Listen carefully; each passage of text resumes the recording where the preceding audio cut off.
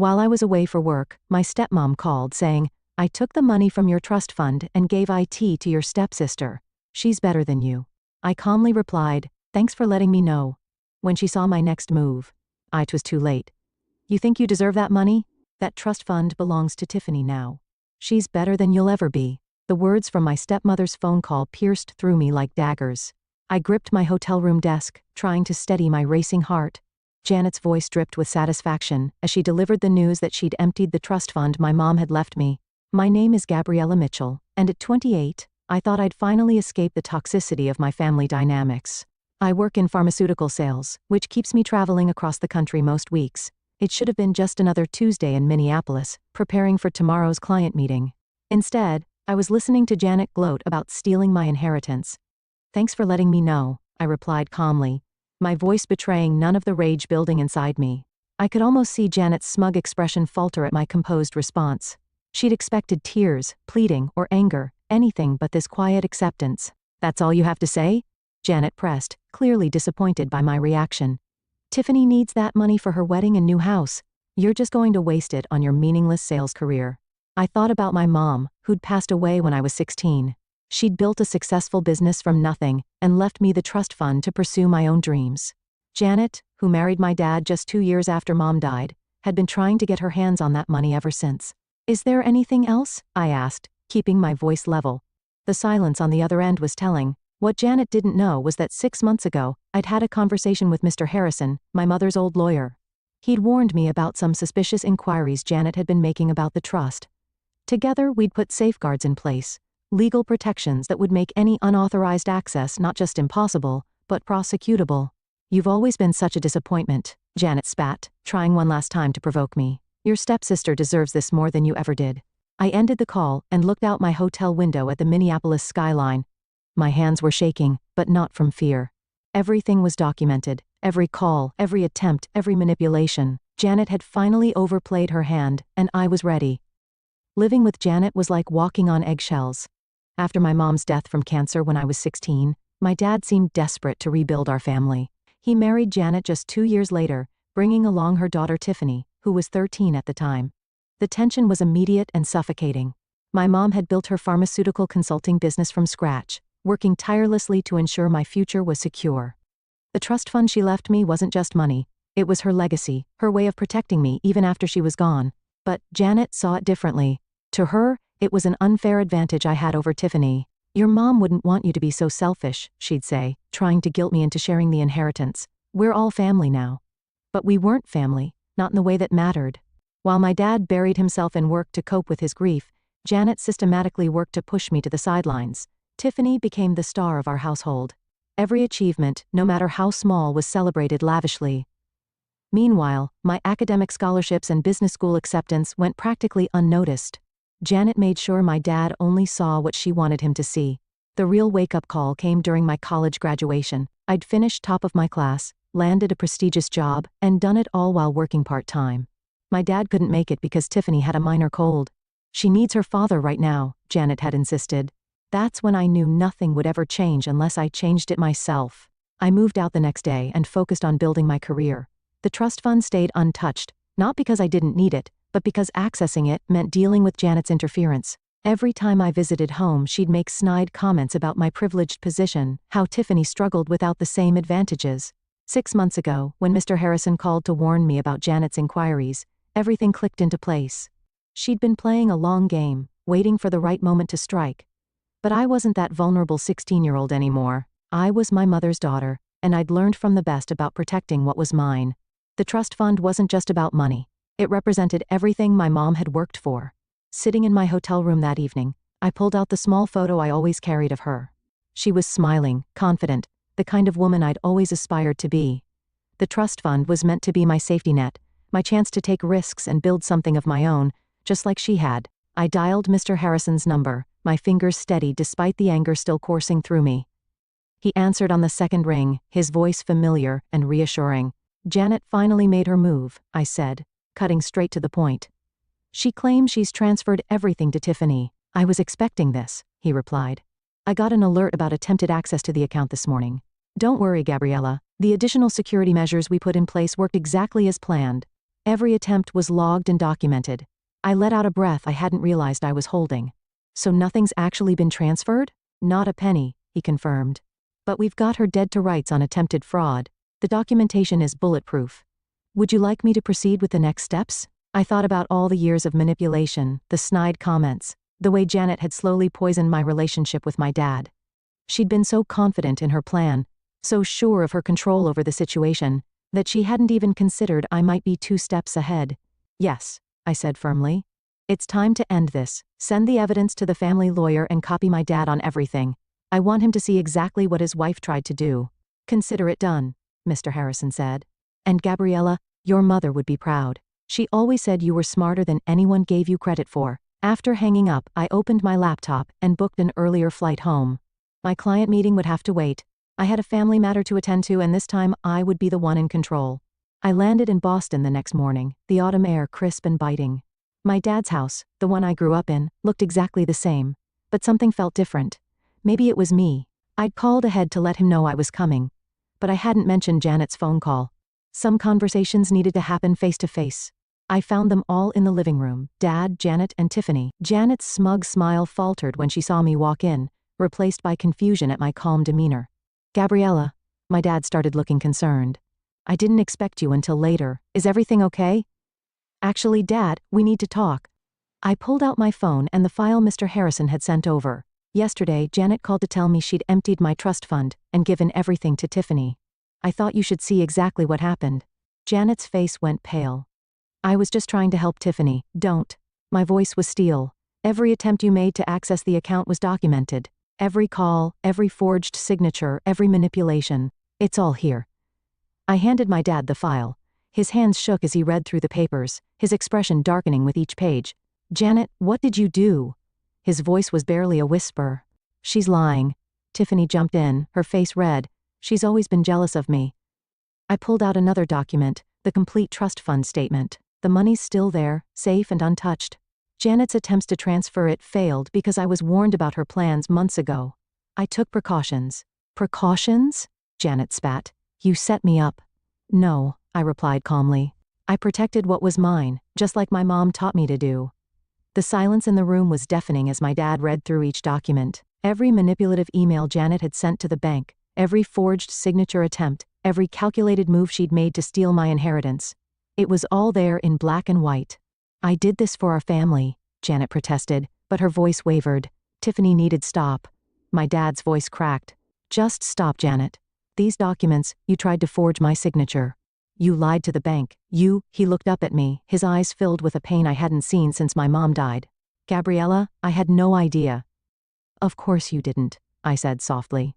Janet made sure of that. Mr. Harrison had organized everything chronologically, showing years of Janet's attempts to undermine my relationship with my father, all while trying to get her hands on my trust fund. The latest documents showed her failed attempt to transfer the money, along with her subsequent angry calls to the bank. This is ridiculous. Tiffany jumped up, her face red. Mom was just trying to make things fair. Gabriella's always had everything handed to her. I turned to my stepsister, feeling a mix of pity and frustration. Handed to me? I worked through college, built my career from scratch, and never touched that trust fund.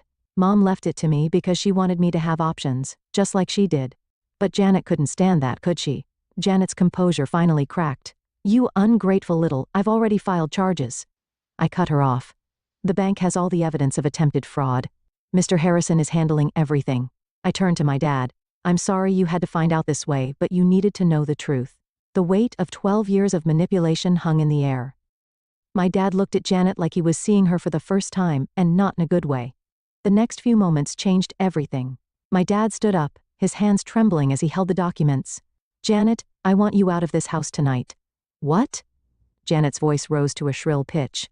You can't be serious. After everything I've done for this family? Done for this family? My dad's voice was quiet but firm. You tried to steal from my daughter. You forged my signature. You've been lying to me for years. Tiffany started crying, but these weren't her usual manipulative tears.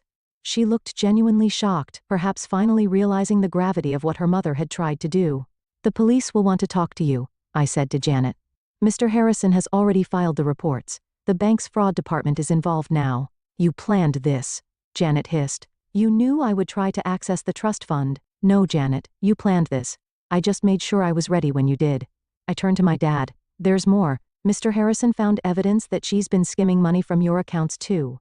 Small amounts, building up over years. My dad sank back into his chair, looking devastated. I felt a pang of guilt for causing him pain, but he needed to know the truth. Get out, he repeated to Janet, both of you. I'll have my lawyer contact you about the divorce. As Janet and Tiffany gathered their things, throwing accusations and tears around in equal measure, I stood quietly by the window. The same window where I used to watch for my mom to come home from work. I could almost hear her voice. Always be prepared, sweetheart, and never let anyone take what's rightfully yours. In the weeks that followed, my dad and I had some long overdue conversations. We sat in the kitchen one evening, the same kitchen where my mom used to help me with my homework, and really talked for the first time in years. I failed you, he said, staring into his coffee cup. After your mom died, I was so focused on not being alone that I didn't see what was happening right in front of me. We both made mistakes, I admitted. I could have told you sooner about Janet's behavior, but I wanted proof first. I needed you to see it for yourself. The legal proceedings moved quickly. Janet faced charges of attempted fraud and financial exploitation. She tried to paint herself as a victim, claiming she was only trying to equalize things between me and Tiffany, but the evidence was overwhelming. The bank's documentation showed years of calculated attempts to access my trust fund. Tiffany reached out to me via email, claiming she hadn't known about her mother's plans. I wasn't sure I believed her, but I understood she was struggling with her own revelations about her mother's true nature. I'm sorry, she wrote. I always thought you had everything handed to you. Mom made it seem like you were the privileged one, but now I see she was just jealous of what your mom built for you. Mr. Harrison helped me set up my own business consulting firm, something I'd always dreamed of, but had been too cautious to pursue. The trust fund my mom left me became the seed money for my new venture, just as she'd intended. Your mother would be proud, Mr. Harrison told me during one of our meetings. She always said you had her business sense and your father's heart. She knew you'd do great things when you were ready. Dad started coming by my office for lunch every week. Sometimes we talked about Mom, sharing memories that Janet had made it uncomfortable to discuss for so many years. Other times, we talked about the future. He was finally starting to look like himself again, the dad I remembered from before Mom got sick. You know what your mom used to say about you? He asked one day. She said you were like a diamond. Pressure just made you stronger. Life took on a new rhythm. My consulting firm grew quickly, attracting clients who appreciated my direct approach and industry knowledge. I hired a small team, including Sarah, a brilliant analyst who reminded me of my mom. Same drive, same determination to prove herself. Janet's trial ended with a plea deal. She avoided jail time but had to pay significant restitution and was banned from working in any financial capacity. The last I heard, she'd moved to Arizona to live with her sister. Tiffany stayed in Boston working as a teacher's assistant. We kept minimal contact, mainly through occasional emails. Dad threw himself into rebuilding our relationship.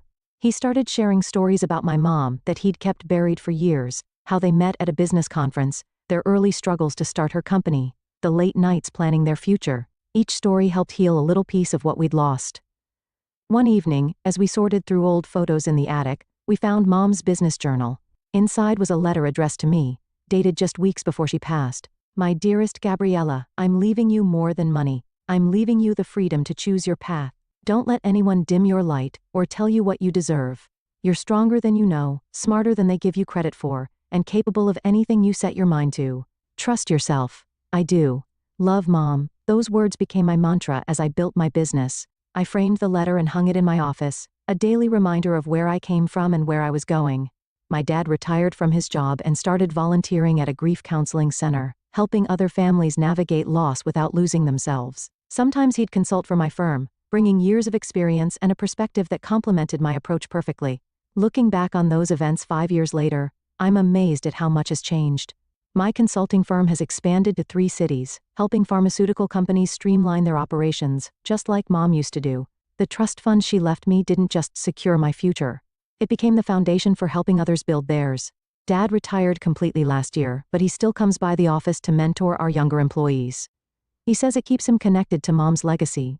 We have lunch every Wednesday, making up for all those years we lost to Janet's manipulation. The hardest lesson I learned wasn't about money or betrayal. It was about standing up for myself.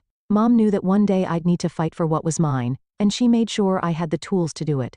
She taught me that true strength isn't about being tough, it's about being prepared and patient enough to wait for the right moment. Sometimes I visit the old house where I grew up. Dad still lives there, but it's different now. The walls have been repainted, the furniture rearranged, all traces of Janet's presence erased. In Mom's old office, which Dad turned into a library, I found her collection of business books last week. Inside one, she'd written notes about teaching me to run the company someday. I never got that chance with her, but I'm building something of my own now. Every decision I make in my business carries echoes of her wisdom. The trust fund she left me wasn't just about money, it was about believing in myself enough to stand my ground when others tried to take what was mine.